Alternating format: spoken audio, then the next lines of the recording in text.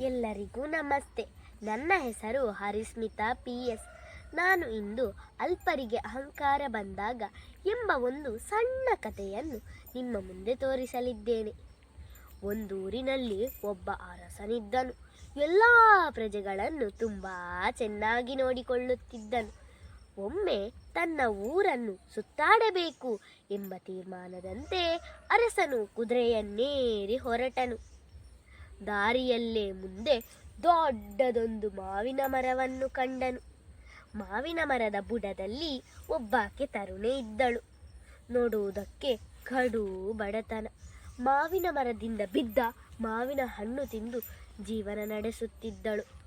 ನೋಡುವುದಕ್ಕೆ ಸುಂದರಿಯಾದ ಆಕೆಯನ್ನು ಅರಸನು ಬಳಿಗೆ ಕರೆದು ಮಾತನಾಡಿಸಿದನು. ತನ್ನ ಅರಮನೆಗೆ ಕರೆದೊಯ್ದನು.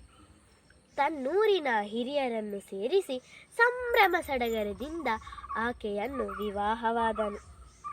ತನ್ನ ಮಹಾರಾಣಿಯನ್ನಾಗಿಸಿ ದಾಂಪತ್ಯವನ್ನು ನಡೆಸಿದನು.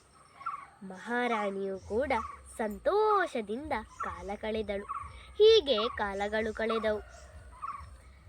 ಅರಸನು ಒಮ್ಮೆ ತನ್ನ ರಾಣಿಯನ್ನು ಪರೀಕ್ಷಿಸಬೇಕು ಎಂದು ತೀರ್ಮಾನಿಸಿದನು.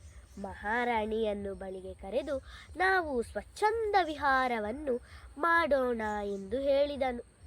ರಾಣಿಯ ಜೊತೆಗೆ ಕುದುರೆಯನ್ನೇರಿ ಹೊರಟನು. ದಾರಿ ಮೊದಲು ಆಕೆ ವಾಸವಾಗಿದ್ದ ಮಾವಿನ ಮರದ ಬುಡಕ್ಕೆ ಬಂದರು. ಅಲ್ಲಿ ಸ್ವಲ್ಪ ಹೊತ್ತು ವಿಶ್ರಾಂತಿ ಪಡೆದರು ಮತ್ತು ಮಹಾರಾಣಿಯ ಬಳಿ ನಿನಗೆ ಈ ಮಾವಿನ ಮರದ ಪರಿಚಯವಿದೆಯೇ ಎಂದು ಕೇಳಿದನು. ರಾಣಿಯು ಇಲ್ಲ ಎಂದಳು.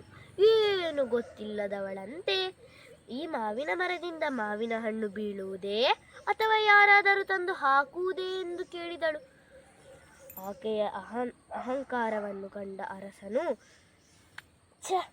ಈಕೆಗೂ ನಾನು ಜೀವನ ಕೊಟ್ಟೆನಲ್ಲ, ಇದರಿಂದ ನಾನು ಕೆಟ್ಟೆ.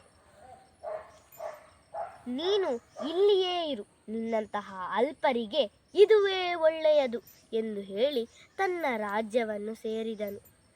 ಅಲ್ಪರಿಗೆ ಅಹಂಕಾರ ಬಂದಾಗ ಮಧ್ಯರಾತ್ರಿಯಲ್ಲಿ ಕೊಡೆ ಬಿಡಿಸುತ್ತಾರಂತೆ. ಇದು ಈ ಕಥೆಯ ನೀತಿ. ವಂದನೆಗಳು.